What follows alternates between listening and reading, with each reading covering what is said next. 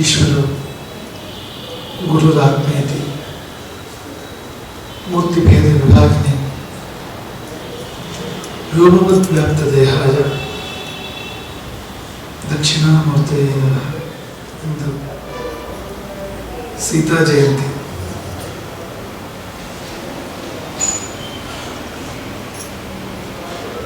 ಶ್ರೇಷ್ಠರಾದವರ ಜನ್ಮದಿನವನ್ನು ಜಯಂತಿ ಅಂತ ವ್ಯವಹಾರ ಮಾಡೋ ಪದ್ಧತಿ ಇದೆ.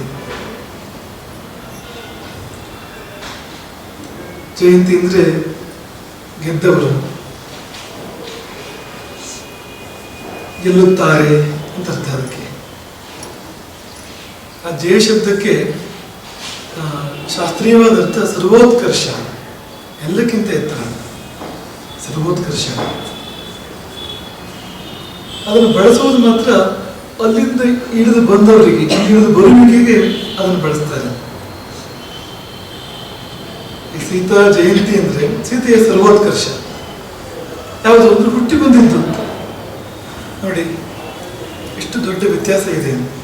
ಈಗ ನಮ್ಮದು ಅದು ಸರ್ವೋತ್ಕರ್ಷ ಅಲ್ಲ, ಪತನ ಅಂತ. ನಾವು ಹುಟ್ಟಿದ್ದೇನು ಅಂದ್ರೆ, ನಮ್ಮ ಜೀವ ಹುಟ್ಟಿದ್ದೇನು ಅಂದ್ರೆ ಪತನ ಅಂತ. ಇಲ್ಲಿಯೋ ದೇವನೊಡನೆ, ದೇವನೊಂದು ಅಂಗವಾಗಿ ದೇವನೇ ಆಗಿ ಇರಬೇಕಾದವನು, ದೇವನೇ ಆಗಿರ್ಬೇಕಾದವನು ವೇದನೆ ಆಗಿ ಇದ್ದಾನೆ ಅಂತ ಒಂದು ಅಕ್ಷರ ಹಿಂದೆ ಬಂದೆ ಅಷ್ಟೇ. ಅಲ್ಲಿಂದ ಬಿದ್ದ ಕಡೆಗೆ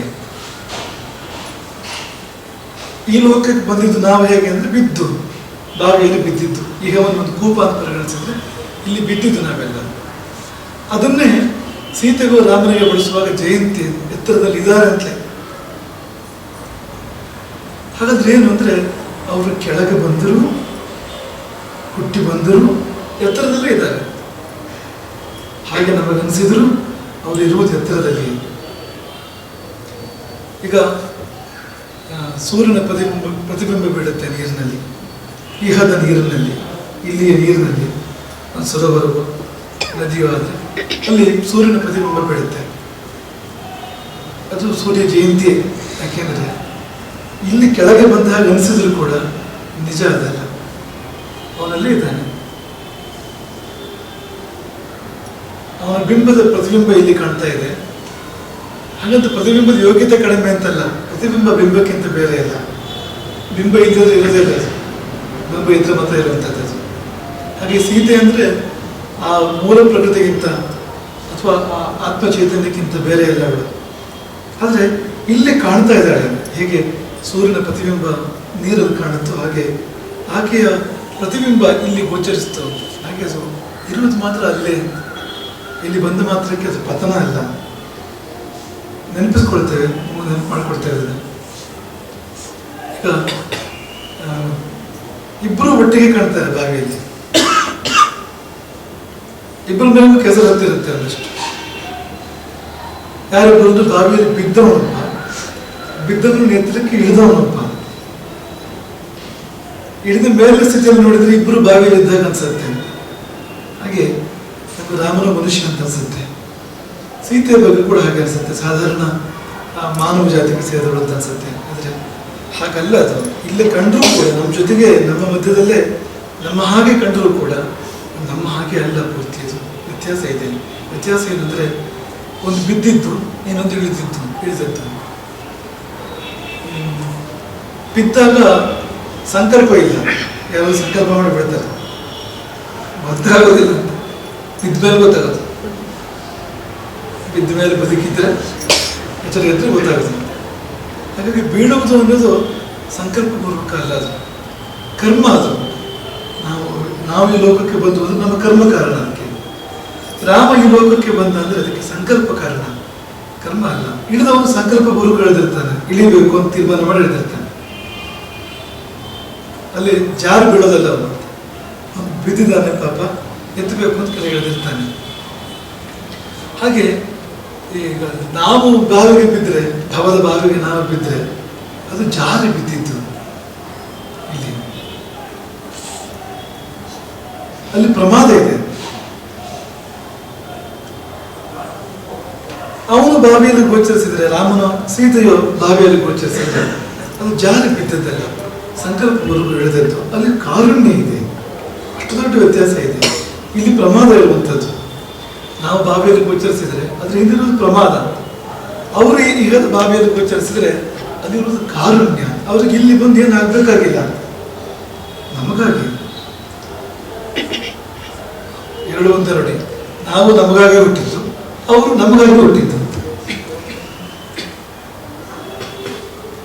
ಅಷ್ಟು ದೊಡ್ಡ ವ್ಯತ್ಯಾಸ ಇದೆ. ಅದಕ್ಕೋಸ್ಕರ ಮತ್ತು ಪರಿಣಾಮದಲ್ಲಿ ವ್ಯತ್ಯಾಸ ಇದೆ. ಬಿದ್ದವನು ಕೈಕಾಲು ಮುರಿದೋಗಿರ್ತದೆ, ಆದರೆ ಇಳಿದವನಿಗೇನು ಆಗಿರೋದಿಲ್ಲ. ಹಾಗೆ ನಾವು ಭವದ ಭಾವಕ್ಕೆ ಬಿದ್ದವರು ಸ್ವರೂಪ ಹಾನಿ ಮಾಡ್ಕೊಂಡಿದ್ದೇವೆ. ನಮ್ಮ ಮೂಲ ಸ್ವರೂಪದಲ್ಲಿ ನಾವಿಲ್ಲ, ನಮ್ಮ ಸ್ವರೂಪ ಎಲ್ಲ ವ್ಯತ್ಯಾಸ ಆಗಿಬಿಟ್ಟಿದೆ. ಆದರೆ ಇಳಿದವನು ಅವನ ಸ್ವರೂಪ ಹಾನಿ ಆಗಿರೋದಿಲ್ಲ, ಎಲ್ಲೂ ಭಂಗವಾಗಿರೋದಿಲ್ಲ, ಎಲ್ಲೂ ಮುಕ್ಕ ಆಗಿರೋದಿಲ್ಲ. ಅವನು ಅಖಂಡವಾಗಿ ಪರಿಪೂರ್ಣವಾಗಿರ್ತಾನೆ. ಇಲ್ಲಿದ್ದರೂ ಕೂಡ ಅವನ ಪರಿಪೂರ್ಣತೆಗೆ ಧಕ್ಕೆ ಇಲ್ಲ, ತೊಂದರೆ ಇಲ್ಲ. ಇಷ್ಟೆಲ್ಲ ವ್ಯತ್ಯಾಸಗಳಿದೆ. ಹಾಗಾಗಿ ಜಯಂತಿ ಇಲ್ಲಿ ಕಂಡರೂ ಅಷ್ಟೇ ಎತ್ತರದಲ್ಲಿದ್ದಾಳೆ ಅವಳು. ಅವಳು ಸೋಲುವುದಿಲ್ಲ, ಗೆಲುವೆ. ಅವಳು ಲಕ್ಷ್ಮಿ, ಸೀತಾ ಲಕ್ಷ್ಮಿ, ವಿಜಯಲಕ್ಷ್ಮಿ. ಅವಳು ರಾಮನಿಗೆ ವಿಜಯವನ್ನು ತಂದು ಕೊಟ್ಟವಳು. ಅವಳಿಂದ ಹೋದರೆ ಯುದ್ಧವೇ ಆಗ್ತಿರಲಿಲ್ಲ, ಮತ್ತೆ ವಿಜಯ ಇಲ್ಲಿಂದ. ಹಾಗಾಗಿ ಒಂದು ಯುದ್ಧಕ್ಕೆ, ಧರ್ಮ ಯುದ್ಧಕ್ಕೆ ಮಾಧ್ಯಮವಾಗಿ ರಾಮನಿಗೆ ವಿಜಯವನ್ನು ತಂದು ಕೊಟ್ಟವಳು. ಲೋಕದಲ್ಲಿ ಒಳ್ಳೆಯದು ಉಳಿಯುವ ಹಾಗೆ, ಕೆಡುಕು ಒಳೆಯುವ ಹಾಗೆ ಆ ಒಂದು ಮಹಾ ಘಟನೆ ನಡೆಯುವುದಕ್ಕೆ ಕಾರಣವಾಗಿರ್ತಕ್ಕಂಥವಳು. ಹೀಗಾಗಿ ಸೀತೆ ಇಲ್ಲದೆ ರಾಮಾಯಣ ಇಲ್ಲ. ಯಾಕೆಂದ್ರೆ ಸೀತೆ ಇಲ್ಲದೆ ರಾಮ ಇಲ್ಲ. ರಾಧಾ ಕೆ ಬಿನಾ ಶ್ಯಾಮ್ ಆಧಾ, ಸೀತಾ ಕೆ ಬಿನಾ ರಾಮ್ ಆಧಾ. ರಾಧೆ ಇಲ್ಲದಿದ್ರೆ ಕೃಷ್ಣ ಅರ್ಧ ಅಂತ, ಪೂರ್ಣ ಅಲ್ಲ. ಯಾಕೆ ಅರ್ಧಾಂಗನಿದ್ದಾನೆ ಅಂತ. ಹಾಗೆ ಸೀತೆ ಇಲ್ಲದಿದ್ರೆ ರಾಮ ಅರ್ಧ. ರಾಮಾಯಣ ಇಲ್ವೇ ಇಲ್ಲ ಅಂತೆಲ್ಲ ಮುಗಿದೋಯ್ತು. ಬಾಲಕಾಂಡದಲ್ಲಿ ರಾಮ ಹುಟ್ಟಿದ ಒಂದು ಕಥೆ ಬಿಟ್ರೆ, ರಾಮ ಹುಟ್ಟಿದ ಮೇಲೆ ಮತ್ತೆ ಸೀತೆಯದೇ ಪ್ರತಿಕಾರ ಬರೋದು. ರಾಮಾಯಣ ಸರಿಯಾಗಿ ಅವಲೋಕನ ಮಾಡಿದೆ. ಸೀತೆಯ ಹೊರತಾಗಿ ನಡೆಯುವ ಘಟನೆಗಳು ಎರಡೇ, ಸೀತೆಯ ಇರುವಿಕೆ ಇಲ್ಲದೆ ನಡೆಯುವ ಘಟನೆಗಳು ಎರಡೇ. ಒಂದು ರಾಮ ಜನ್ಮ, ಇನ್ನೊಂದು ರಾಮ ನಿರ್ಯಾಣ. ರಾಮ ಜನ್ಮವಾದ ಮೇಲೆ ರಾಮಾಯಣದ ಪ್ರಥಮ ಘಟನೆ ಬರೋದೇನೆಂದ್ರೆ, ವಿದ್ಯಾ ರಕ್ಷಣೆಗೋಸ್ಕರ ರಾಮ ಕಾಡಿಗೆ ಹೋದ. ವಿಶ್ವಾಮಿತ್ರರು ಕರ್ಕೊಂಡು ಹೋದ್ರು. ಸೀತೆಯನ್ನು ಮನಸ್ಸಲ್ಲಿಟ್ಕೊಂಡು ಕರ್ಕೊಂಡು ಹೋಗಿದ್ದವರು.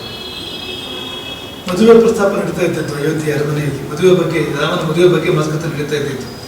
ಆಗ ಬಾಯಿ ಬಿಟ್ಟು ಹಾಗೆ ಹೇಳದೇ ಇದ್ರು ಕೂಡ, ನಿಂದಲ್ಲ ನನ್ನ ಕೆಲಸ ಇದು ಅಂತ ಹೇಳಿ ವಿಶ್ವಾಮಿತ್ರರು ಯಜ್ಞ ರಕ್ಷಣೆ ಕರ್ಕೊಂಡು ಹೋಗಿದ್ರು. ಸೀತೆಗಾಗೇ ಕರ್ಕೊಂಡು ಹೋಗಿದ್ದು. ಅಲ್ಲೇ ಶುರುವಾಯಿತು ಸೀತೆಯ ಪಾತ್ರ. ರಾಮ ಜನ್ಮದ ಸರ್ಗ ಇದೆಯಲ್ಲ, ಅಲ್ಲೇ ಅದೇ ಸರ್ಗದಲ್ಲಿ, ಅದೇ ಅಧ್ಯಾಯದಲ್ಲಿ ಕಥೆ ಮುಂದುವರಿಯುತ್ತೆ. ಹಾಗಾಗಿ ಅಲ್ಲಿಂದ ಶುರುವಾಯಿತು ಸೀತೆಯ ಪಾತ್ರ. ಸೀತೆಯ ಒಂದು ರೀತಿಯಿಂದ ಅರುಣೋದಯ ಅಂತ ಅನ್ಬೋದು ನಾವು. ಅವಳ ಉದಯ ಇನ್ನೂ ಆಗಿಲ್ಲ, ಪಾತ್ರ ಅವಳು ಬಂದಿಲ್ಲ ರಾಮಾಯಣದಲ್ಲಿ, ಆದ್ರೆ ಅವಳ ಪಾತ್ರ ಬಂದಿದೆ. ಅವಳ ಪಾತ್ರ ಇದೆ ಅಲ್ಲಿ ರಾಮ ಕಾಡಿಗೆ ಹೋಗೋದ್ರಲ್ಲಿ. ಇನ್ನು ಎಲ್ಲ ಘಟನೆಗಳು ಸೀತೆಯ ಎತ್ತರ ನಡೀತದೆ, ಸೀತೆಯ ಮಧ್ಯಮ ಮಾಡ್ಕೊಂಡು ನಡೀತದೆ ಮತ್ತೆಲ್ಲವೂ ಕೂಡ. ಇನ್ನು ಕೊನೆಯಲ್ಲಿ ಸೀತೆಯ ಭೂಪ್ರವೇಶದ ನಂತರ ರಾಮಾಯಣದಲ್ಲಿ ಬೇರೆ ಯಾವ ಘಟನೆ ಇಲ್ಲ. ಲಕ್ಷ್ಮಣ ರಾಮನ ನಿರ್ಯಾಣ ಮಾತ್ರ ಅಷ್ಟೇ, ಅದು ಬಿಟ್ಟು ಬೇರೆ ಯಾವ ಘಟನೆ ಇಲ್ಲ. ಅಂದ್ರೆ ಎಲ್ಲವೂ ಆಕೆಯ ಸುತ್ತಮುತ್ತ ನಡೆಯುತ್ತೆ, ಆಕೆಯನ್ನು ಮಾಧ್ಯಮ ಮಾಡ್ಕೊಂಡು, ಆಕೆಯನ್ನು ಕೇಂದ್ರ ಮಾಡ್ಕೊಂಡು ನಡೆಯುತ್ತೆ. ಹಾಗಾಗಿ ಇದೆಲ್ಲ ಅಂದ್ರೆ ಗಮನಿಸೋದು ಗೊತ್ತಾಗುವಂಥದ್ದು. ಆದರೆ ಅಷ್ಟು ದೊಡ್ಡ ಪಾತ್ರ ಅದು. ಅವಳಿಲ್ಲದ್ರಲ್ಲಿ ಏನು ನಡೆಯೋಕ್ಕೆ ಸಾಧ್ಯ ಇಲ್ಲ. ರಾಮ ಯಾತಕ್ಕೋಸ್ಕರ ಭೂಮಿಗೆ ಬಂದನೋ ಅದೆಲ್ಲ ನಡೆದದ್ದು ಸೀತೆಯ ಕಾರಣದಿಂದಾಗಿ, ಸೀತೆಯ ಮಾಧ್ಯಮದಿಂದಾಗಿ. ಹಾಗಾಗಿ ಅಂಥ ಸೀತೆ ರಾಮಾವತಾರದಲ್ಲಿ ದೊಡ್ಡ ಪ್ರಾಶಸ್ತ್ಯವನ್ನು ಪಡೆದವಳು. ಮತ್ತು ಕೆಲವು ಸರ್ತಿ ಒಂದು ತೂಕ ಹೆಚ್ಚು ಎನ್ನುವ ಹಾಗೆ, ಒಂದು ಹೆಜ್ಜೆ ಮೇಲೆ ಎನ್ನುವ ಹಾಗೆ ನಿಂತವಳು. ಅವಳ ತ್ಯಾಗ, ಅವಳ ಚಾರಿತ್ರ್ಯ, ಮತ್ತು ಅವಳು ನೋವುಂಡು ಪ್ರಪಂಚಕ್ಕೆ ನೆಲೆವನ್ನು ಕೊಟ್ಟಿದ್ದು. ಎಷ್ಟೋ ಸ್ಥಾನಗಳಲ್ಲಿ ಅವಳನ್ನೇ ನಾವು ಹೀಗೆ ನೋಡ್ಬೇಕಾಗತ್ತೆ, ಸೀತೆಯಿಂದ ಹೇಗೆ ನೋಡ್ಬೇಕಾಗತ್ತೆ. ಹಾಗೆ ಅಂಥ ಸೀತೆ ವಿನಃ ರಾಮ ಇಲ್ಲ.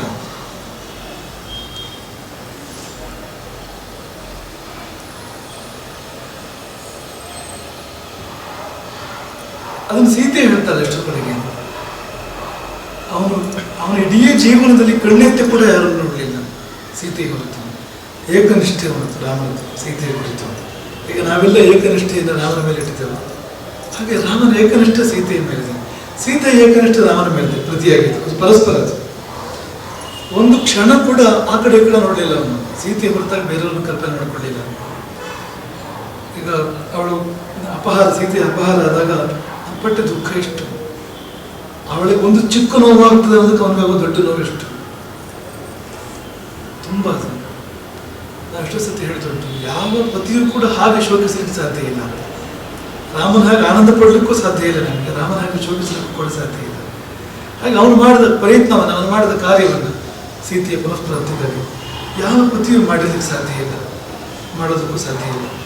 ಸೀತೆಗಾಗಿ ಸಮುದ್ರಕ್ಕೆ ಸೇತುವನ್ನು ಕಟ್ಟಿದವನು ರಾಮ. ಅಷ್ಟರ ಮಟ್ಟಿಗೆ ಅವನ ಭಾವ ಸೀತೆಯಲ್ಲಿ ಪೂರ್ಣ. ಅದನ್ನು ಹನುಮಂತ ಹೇಳ್ತಾನೆ, ಪೂರ್ಣ ಅವನ ಮನಸ್ಸು ಇಲ್ಲಿದೆ, ಈ ಮನಸ್ಸು ಅವನಲ್ಲಿದೆ.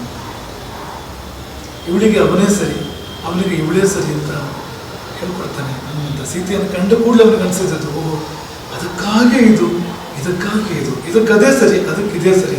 ತುಲ್ಯಶೀಲ ವಯೋವೃತ್ತ ತುಲ್ಯಾಭಿಜನ ಲಕ್ಷಣ ರಾಘವೋರ್ಹತ ವೈದೇಹಿ ತಂಚೇಯಂ ಸತೀಕ್ಷಣ. ರಾಘವೋರ್ಹತ ವೈದೇಹಿ, ರಾಮನಿಗೆ ಸೀತೆಯೇ ಸರಿ, ತಂಚೇಯಂ ಸತೀಕ್ಷಣ, ಸೀತೆಗೆ ರಾಮನೇ ಸರಿ ಕೊಡೋದು. ಸೀತೆಯನ್ನು ಕಂಡ ಮೇಲೆ ಹನುಮಂತನಿಗೆ ಅನಿಸಿದ್ದು, ಅವಳ ದಿವ್ಯ ಪ್ರಭೆಯಿಂದ, ಅವಳ ದಿವ್ಯ ಪ್ರಭಾವದಿಂದ ಹನುಮಂತನಿಗೆ ಅನಿಸಿದ್ದು, ರಾಮ ಯಾಕೆಷ್ಟು ದುಃಖಪಟ್ಟ ಅನ್ನೋ ಪ್ರಶ್ನೆಗೆ ಇನ್ನು ಅವಕಾಶ ಇಲ್ಲ. ಯಾಕೆಂದರೆ ಮೂರು ಲೋಕದ ರಾಜ್ಯವು ಕೂಡ ಸೀತೆಯ 16ನೇ ಒಂದು ಪಾಲಿಗೆ ಸಮಾನ. ಅಷ್ಟು ದೊಡ್ಡ ಸಂಪತ್ತು ಸೀತೆ ಅಂದರೆ ಹೇಳ್ಕೊಳ್ತಾನೆ ಹನುಮಂತ. ಹಾಗಾಗಿ ಸೀತಾ ಪರಿತ್ಯಾಗದ ನಂತರವೂ ಸೀತಾ ಪರಿತ್ಯಾಗ ಆಗಲಿಲ್ಲ ಅಂತ. ಸೀತೆಯ ಚಿನ್ನದ ಪುತ್ಥಳಿ ಬಂತು ರಾಮನ ಪಕ್ಕದಲ್ಲಿ ಅಶ್ವಮೇಧ ಯಜ್ಞ ಮಾಡುವಾಗ. ಅದರ ಮೂಲಕ ಸ್ಪಷ್ಟ ಸಂದೇಶ ಬಂತು, ನಾನು ಸೀತಾ ಪರಿತ್ಯಾಗ ಮಾಡಿಲ್ಲ, ನಿಮ್ಮ ಕಾಡಕ್ಕೋಸ್ಕರವಾಗಿ ಸೀತೆಯನ್ನು ಸ್ವಲ್ಪ ದೂರದಲ್ಲಿ ಭೌತಿಕವಾಗಿ ಇಟ್ಟಿದ್ದೇನೆ ಹೊರತು, ಹೊರಗಡೆಯಿಂದ ಇಟ್ಟಿದ್ದೇನೆ ಹೊರತು ಅಂತರಂಗದಲ್ಲಿ ನಾನು ಅವಳನ್ನು ತ್ಯಾಗ ಮಾಡಲಿಲ್ಲ. ಅವಳು ಧರ್ಮಪತ್ನಿ. ಪತ್ನಿ ಶಬ್ದ ನಿಷ್ಪನ್ನವಾಗುವುದೇ ಹಾಗೆ, ಯಜ್ಞದಲ್ಲಿ ಯಾರ ಪಕ್ಕದಲ್ಲಿ ಇರ್ತಾರೋ ಅವಳು ಪತ್ನಿ. ಅಶ್ವಮೇಧ ಯಜ್ಞ ನಡೀತು, ಸೀತೆಯ ಪರಿತ್ಯಾಗದ ನಂತರ ನಡೆದಿದ್ದದು. ಪಕ್ಕದಲ್ಲಿ ಇದ್ದಿದ್ದು ಸೀತೆಯ ಚಿನ್ನದ ಪ್ರತಿಮೆ. ಅದರ ಮೂಲಕವಾಗಿ ರಾಮನ ಸಂದೇಶ ತುಂಬ ಸ್ಪಷ್ಟ ಇದೆ. ಸೀತೆ ಶುದ್ಧ, ಎಷ್ಟು ಶುದ್ಧ ಅಂದರೆ ಅಪರಂಜಿ ಬಂಗಾರದ ಹಾಗೆ. ಪಕ್ಕದಲ್ಲಿ ಬಂಗಾರದ ಪ್ರತಿಮೆ ಇರ್ತದೆ, ಅಲ್ಲೊಂದು 2 ಸಂದೇಶಗಳು. ಒಂದು ಸಂದೇಶ ಅವಳು ಬಂಗಾರದಂತೆ ಅವಳು, ಅವಳಲ್ಲಿ ಯಾವ ಕಲ್ಮಶವೂ ಇಲ್ಲ. ಇನ್ನೊಂದು ಸಂದೇಶ, ಅವಳು ಈಗಲೂ ನನ್ನ ಪತ್ನಿಯೇ, ಈಗಲೂ ನನ್ನ ಪತ್ನಿಯೇ. ದೂರ ಅನ್ನೋದು ಕೇವಲ ಭೌತಿಕ ಹೊರತು ಆಂತರಂಗಿಕ ಅಲ್ಲ, ಒಳಗಿನದು ಅವರಿಬ್ಬರು ಬೇರೆ ಅಲ್ಲವೇ ಇಲ್ಲ. ಕಾಳಿದಾಸನ ಹತ್ರ ಹೇಳ್ತಾನೆ, ಕೌಲೀನ ಭೀತೇನ ಗೃಹಾನ್ ನಿರಸ್ತ ಅತೇನ ವಿದೇಹ ಸುತ ಮನಸ್ತಃ. ಲೋಕಾಪವಾದಕ್ಕೋಸ್ಕರವಾಗಿ ಮನೆಯಿಂದ ಆಚೆ ಸೀತೆಯನ್ನು ಕಳುಹಿಸಿದರೆ ಹೊರತು ಮನದಿಂದ ಆಚೆ ಕಳುಹಿಸಲಿಲ್ಲ. ಅತೇನ ವೈದೇಹ ಸುತ ಮನಸ್ತಃ, ಮನದಿಂದ ಸೀತೆ ಎಂದೂ ಹೊರಗಡೆ ಹೋಗಲಿಲ್ಲ. ಅದೇ ಮುಖ್ಯವಾಗಿರೋದು. ಕೆಲವರು ಹತ್ರ ಇದ್ದು ದೂರ ಇರ್ತಾರೆ, ಆದರೆ ಇದು ಹಾಗಲ್ಲ, ದೂರ ಇದ್ದು ಹತ್ರ ಇರುವಂಥದ್ದು. ಅಂಥ ರಾಮನ ಒಂದು ಪುಟ್ಟ ಘಟನೆ ಮೂಲಕ ನಾವು ತೀರ್ಥಕ್ಷೇತ್ರದ ಪ್ರವಚನ ಮುಂದುವರಿಸ್ತಾ ಇದ್ದೇವೆ. ಸೀತೆಗೆ ಸಂಬಂಧಪಟ್ಟಿರ್ತಕ್ಕಂಥ, ಸೀತೆಗೆ ಪರ್ಯಾಯವಾಗಿ ಪರೋಕ್ಷವಾಗಿ ನಿಜವಾಗಿ ನೇರವಾಗಿ ಸಂಬಂಧಪಡುವಂಥ ಒಂದು ಘಟನೆ. ಆ ಘಟನೆ ಏನಂದ್ರೆ, ದಂಡಕಾರಣ್ಯವನ್ನು ರಾಮ ಪ್ರವೇಶ ಮಾಡಿದ್ದಾನೆ.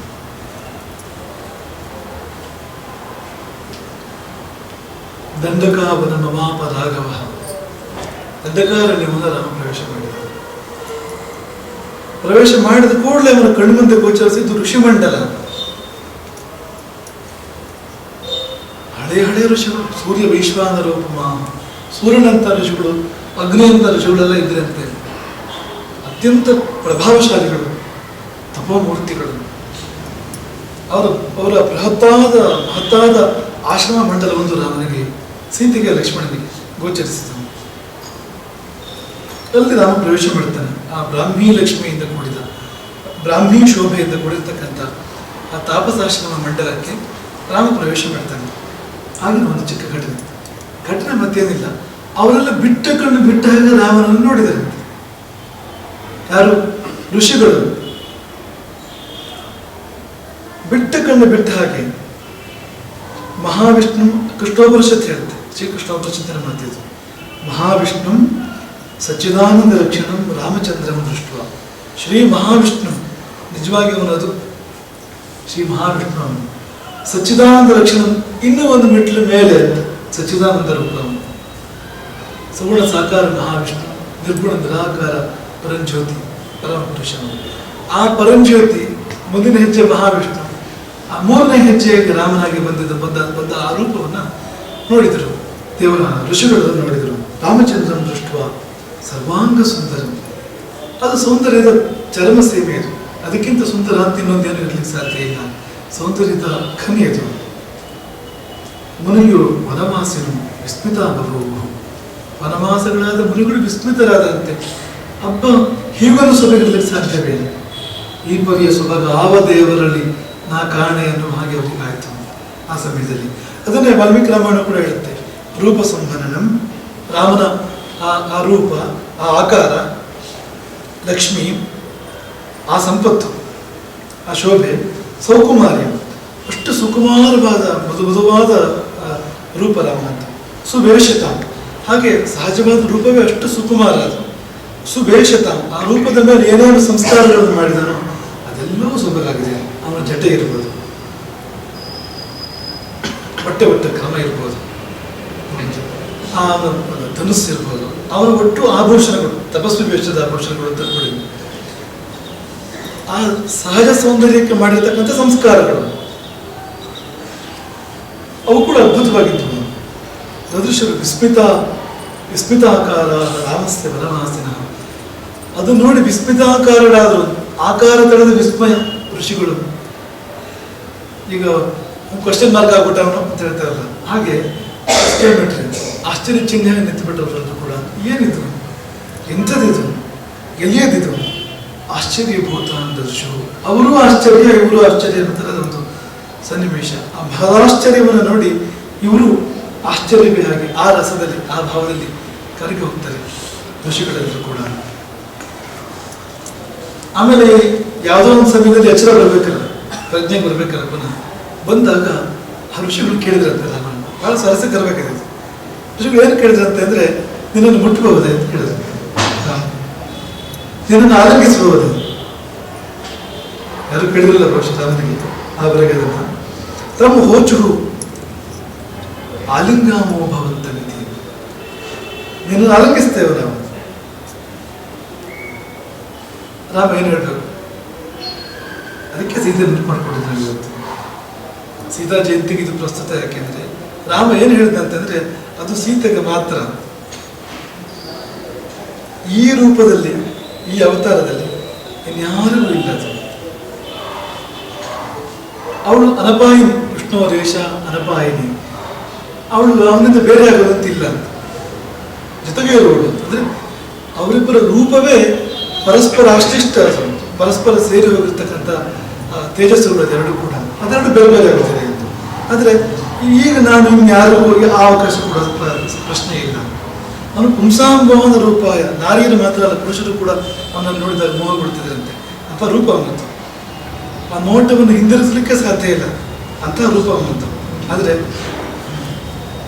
ಆಲಿಂಗನ ಅನ್ನೋದು ಸೀತೆಗೆ ಮಾತ್ರ, ಬೇರೆ ಯಾರಿಗೂ ಇಲ್ಲ ಅಂತ ರಾಮ ಹೇಳ್ತಾನೆ. ಹಾಗಾದ್ರೆ ಅವರು ನಿರಾಶೆ ಮಾಡೋದಿಲ್ಲ ಋಷಿಗಳನ್ನು. ರಾಮ ಅಂದ್ಮೇಲೆ ರಾಮ ಅಲ್ವ? ನಮ್ಗೆ ಹಿಂದೆ ನಾವು ಹೇಳಿದ್ದೇವೆ, ನಾವು ಏನು ಕೇಳಿದ್ರು ದೇವರು ಇಲ್ಲ ಅಂತ ಹೇಳೋದಿಲ್ಲ, ಕೇಳಿದ್ದೆಲ್ಲವನ್ನು ಕೊಡ್ತಾನೆ. ಆದರೆ ಸಮಯ ಇದೆ ಅದಕ್ಕೆ. ಮೊದಲನೇ ಕೇಳಿಕೆಗಳು ಸರದಿ ಇದೆ, ಒಂದು ಉದ್ದದ್ದು, ಅದನ್ನು ಆಗಿ ಬರಬೇಕು. ಬರೋ ಹೊತ್ತಿಗೆ ನೀವು ಮರೆತು ಹೋದ್ರೆ ಅವನ ಜವಾಬ್ದಾರಿ. ನಾನು ಕೇಳಿದ್ದನ್ನು ಮರ್ತೋಗಿರ್ಬೋದು ಆ ಹೊತ್ತಿಗೆ. ಈಗ ಮಾತ್ರ ಏನೆಲ್ಲ ಇದೆಯೋ ಆಮೇಲೆ ಒಂದು ಕಾಲದಲ್ಲಿ ಕೇಳಿದ್ದೆ, ಅದು ಬೇಕು ಅಂತ ಕೇಳಿದ್ದೆ. ಅದು ಕ್ಯೂ ಉದ್ದ ಇರೋದ್ರಿಂದ ಅದು ಪೊಲೀಸ್ ಬರೋ ಹೊತ್ತಿಗೆ ನಾವು ಮರ್ತೋಗಿ ಜನ್ಮಗಳೇ ಬರ್ದಾಗಿರ್ಬೋದು. ಆಗ ಹಿಂದ್ಯಾಕೊಂಡು ತುಂಬ ಕೊಡ್ತಾ ಇರ್ತೇನೆ ನಾವು. ಅವ್ನು ನುಗ್ತಾನೆ, ನೀವು ಕೇಳಿದ್ದೆಲ್ಲ, ಕೇಳಿದಾಗ ಗ್ರಾಂಟ್ ಮಾಡಿದ್ದೆ ಅದನ್ನು. ಅದು ಸರ್ ಹಿಂಗೆ ಬಂತು, ಬರೋ ಹೊತ್ತಿಗೆ ನಿಂಗೆ ಬೇಡ, ನಾ ಏನು ಮಾಡಲಿ ಅದಕ್ಕೆ. ನೀವು ಸ್ವಲ್ಪ ಕಡಿಮೆ ಕೇಳಿದ್ರೆ ಕೇಳಿದ ಬೆಂಗಳೂರು ಸಿಗುತ್ತೆ, ಕೇಳಿದ್ದೆ ಆಗಿಂದ ಸಿಗ್ತಾ ಇರ್ಬೋದು. ಎಷ್ಟು ಕೇಳ್ತೀವಿ ನೀನು ಅಂದರೆ, ಈಗ ಒಂದೊಂದಾಗಿ ಕೊಡ್ತಾ ಬರೋ ಹೊತ್ತಿಗೆ ನಿನಗೆ ನೀನು ಯಾರು ಮರ್ತು ಹೋಗಿ, ನೀನು ಕೇಳಿದ್ದೆ ಅಂತ ಮರ್ತು ಹೋಗಿ, ಬೇಕು ಅಂತಲೇ ಮರ್ತು ಹೋಗಿ, ಇದು ಬೇಡ ನನಗೆ, ಇದು ಯಾಕೆ ಬಂತು ನನಗೆ ಬೆಳೀತರ ಆಗುತ್ತೆ. ನಾ ಜವಾಬ್ದಾರಿ ಸ್ವಲ್ಪ ಆಸೆ ಕಡಿಮೆ ಮಾಡು, ಕ್ಯೂ ಕಡಿಮೆ ಆಗಲಿ, ಬೇರೆ ಸಿಗುತ್ತೆ ನಿಮಗೆ ಕೇಳಿದ್ದು ಅನ್ನೋ ಹಾಗೆ ಅವನು ಹೇಳ್ಕೊಡ್ತಾನೆ ಅಂತ. ಹಾಗೆ ಅವನು ಕೇಳಿದ್ದನ್ನು ಇಲ್ಲ ಅಂತ ನನಗೆ ಸಾಧ್ಯ ಇಲ್ಲ. ಇಲ್ಲ ಅಂತ ಹೇಳಿಲ್ಲ ರಾಮ. ಈಗ ಇಲ್ಲ, ಈ ರೂಪದಲ್ಲಿ ಇಲ್ಲ, ಈ ಅವತಾರದಲ್ಲಿ ಇಲ್ಲ, ಮತ್ತೆ ಹುಟ್ಟಿ ಬರ್ತಾನೆ ನಾನು, ನೀವು ಮತ್ತೆ ಹುಟ್ಟಿ ನಾನು. ಭವಾಂತರಿ ಇನ್ನೊಂದು ಆವಿರ್ಭಾವದಲ್ಲಿ ಕೃಷ್ಣಾವತಾರಿ ಆಗ ಬನ್ನಿ. ಕೃಷ್ಣ ಕೃಷ್ಣಾವತಾರ ಅದರಲ್ಲಿ ಬಂದಿದೆ. ಅದು ಸರ್ವರಿಗೂ ಲಭ್ಯವಿರುವುದು ಅಂತಹ ಅವತಾರ ಅದು. ಇದು ಸರ್ವರಿಗೂ ಲಭ್ಯವಿರುವುದು, ಆದರೆ ನಿಮ್ಗೆ ಧ್ಯಾನಕ್ಕೆ ಲಭ್ಯವಿರುವುದು. ಧ್ಯಾನ ಮಾಡಿ, ಭಕ್ತಿ ಮಾಡಿ. ಆದರೆ ಈ ರೂಪದಲ್ಲಿ ಲಭ್ಯ ಇಲ್ಲ, ಈ ರೀತಿಯಲ್ಲಿ ಲಭ್ಯ ಇಲ್ಲ. ಅಲ್ಲೇನು ಅಲ್ಲಿ ಹೇಗೆ ಯೂಯಂ ಗೋಪಿಕಾ ಭೂತ್ವ ಮಾಮಾಲಿಂಗತ. ನೀವೆಲ್ಲ ಹಳೆ ಋಷಿಗಳು ಅದು ಹೇಳ್ತಾರೆ, ಸೂರ್ಯ ವೈಶ್ವಾನರಂಥ ಋಷಿಗಳು ಇವೆಲ್ಲ ಗೋಪಿಯರಾಗಿ ಬನ್ನಿ, ನಾನು ಕೃಷ್ಣ ಆಗಿ ಬರ್ತೇನೆ, ಆಗ ನಿಮ್ಮ ಕಿಳಿಕೆ ಹಿಡಿಯಿರ್ತದೆ. ಹಾಗೆ ಅವನು ಷೋಡಶಸ್ತ್ರೀ ಸಹಸ್ರೇಶ ಅಂತ ಹೇಗಿದ್ರೆ ಈ ಋಷಿಗಳೆಲ್ಲ ಗೋಪಿಯರಾಗಿ ಹುಟ್ಟಿದರು ತಾಪಜೀವದಲ್ಲಿ. ಹಾಗಾಗಿ ನಮ್ಗೆ ಅಷ್ಟೇ ನೋಡಿದಾಗ ಏನಿದು ಕೃಷ್ಣ ಚೆಲ್ಲಾಟ, ಮತ್ತೊಂದು ರಾಮ ಆದ್ರೆ ಗಂಭೀರ, ಅವನೇ ಇದು ಬೇರೆ ಅಂಗಿ ಹಾಕೊಂಬಂದಿದ್ದಷ್ಟೇ, ಅಂಗಿ ಬೇರೆ ಅಷ್ಟೇ, ಅವನೇ ಇದು.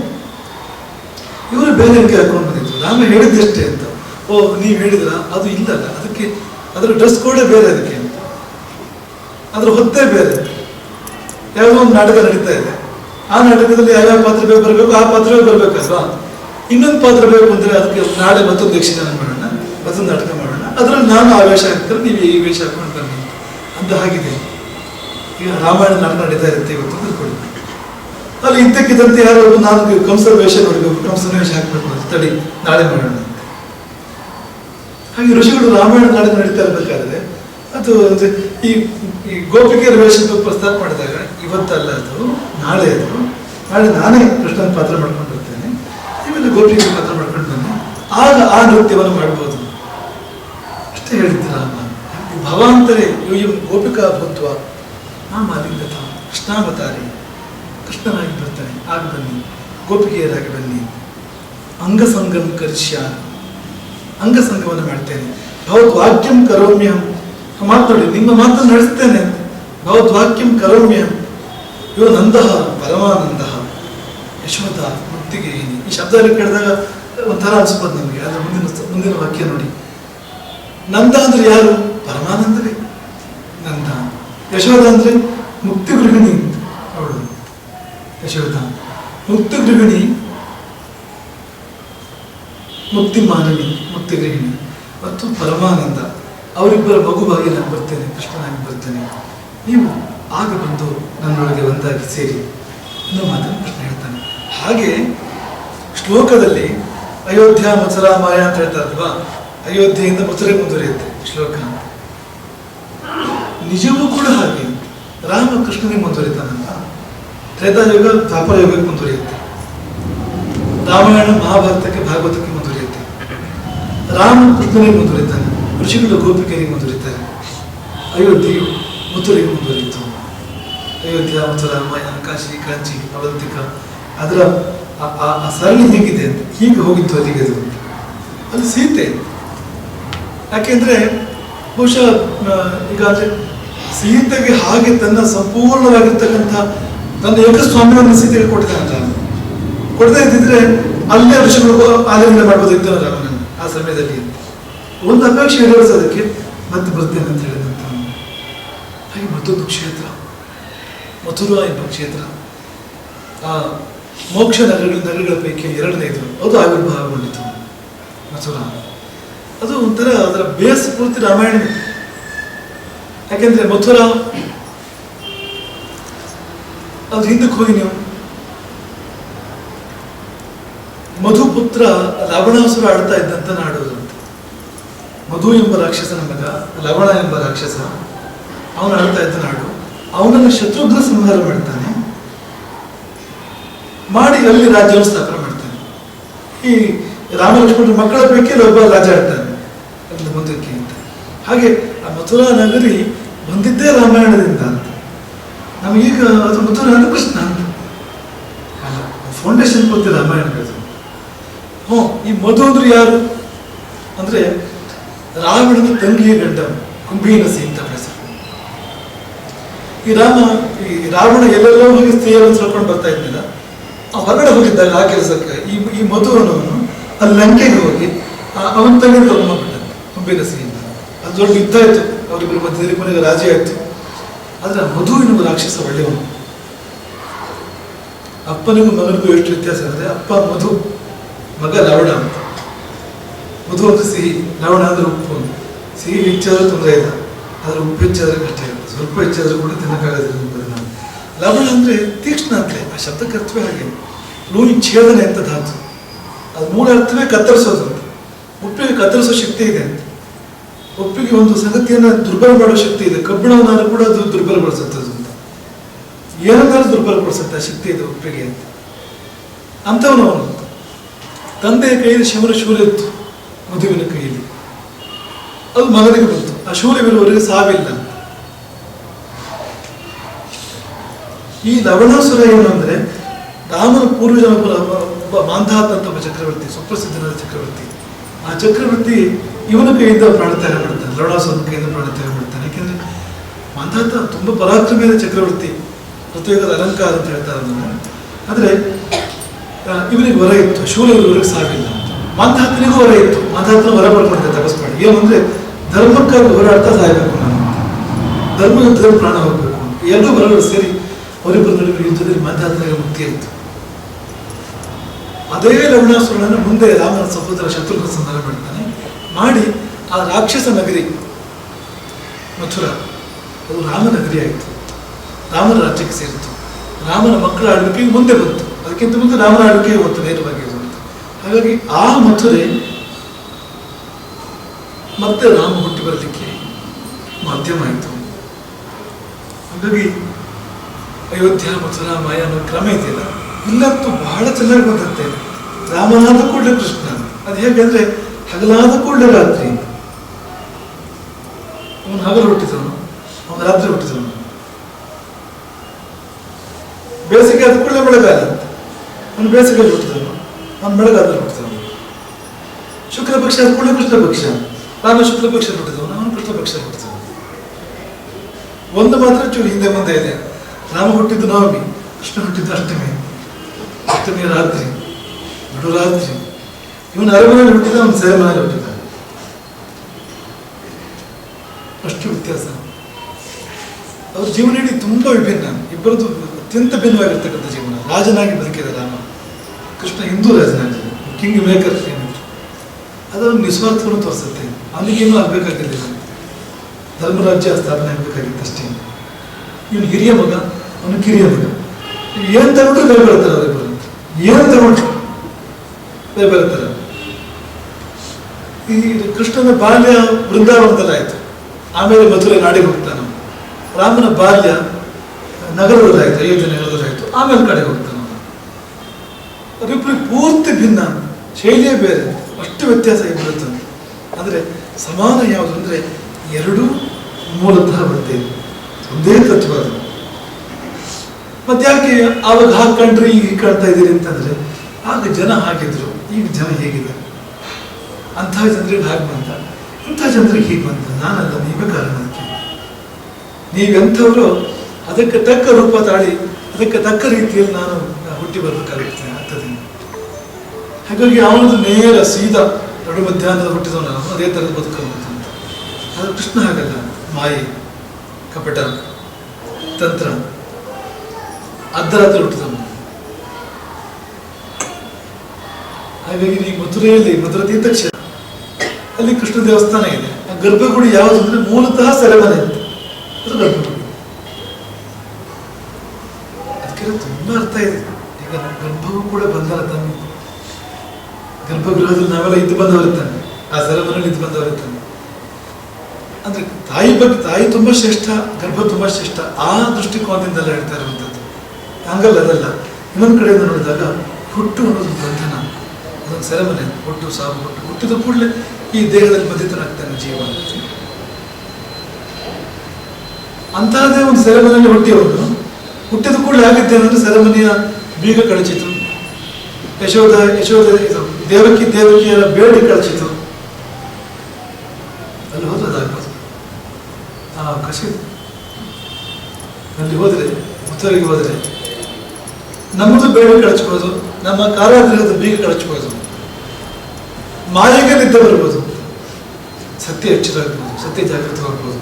ಅಂತಹ ಮಥುರಾ ಕ್ಷೇತ್ರ ಅನ್ನೋದು ತೀರ್ಥಕ್ಷೇತ್ರಗಳ ಪೈಕಿಯಲ್ಲಿ ಎರಡನೇದು. ಸೀತಾ ಜಯಂತಿಯಲ್ಲಿ ನಾವು ಅದನ್ನು ನೆನಪು ಮಾಡ್ಕೊಳ್ಳೋಣ. ಸೀತೆಯೇ ಕಾರಣ, ಸೀತೆಯೇ ಮಾಧ್ಯಮ, ಸೀತೆಯ ಕಾರಣದಿಂದಾಗಿ ರಾಮ ಅತ್ತ ಇತ್ತ ನಾನು ಇಲ್ಲ ಇರ್ಬೋದಪ್ಪ, ಏನೇ ಇರ್ಬೋದು, ಆದರೆ ಅದು ಅವಳಿಗೆ ಸೀತೆಗೆ ಸೇರಿರ್ತಕ್ಕಂಥದ್ದು. ಹಾಗಾಗಿ ಬೇಕು ಅಂದರೆ ಮತ್ತೆ ಬರ್ತೇನೆ, ಇನ್ನೊಂದು ಅವಕಾಶ ಬರ್ತೇನೆ ಅಂತ ಹೇಳಿದ್ರಿಂದ ಮಥುರೆ ಬಂತು ಅದರಿಂದಾಗಿ. ಹಾಗಾಗಿ ಅಯೋಧ್ಯೆಯಿಂದ ಮಥುರೆ, ಸೀತೆಯಿಂದ ಮಥುರೆ, ರಾಮಾಯಣ ಮಥುರೆಯ ಮೂಲ ಸ್ರೋತಸ್ಸು. ಅಲ್ಲಿ ಬೆಳೆದಿದ್ದು ಕೃಷ್ಣ ವೃಕ್ಷ, ಕೃಷ್ಣನಿಂದ ಕಲ್ಪ ವೃಕ್ಷ. ಹರೇ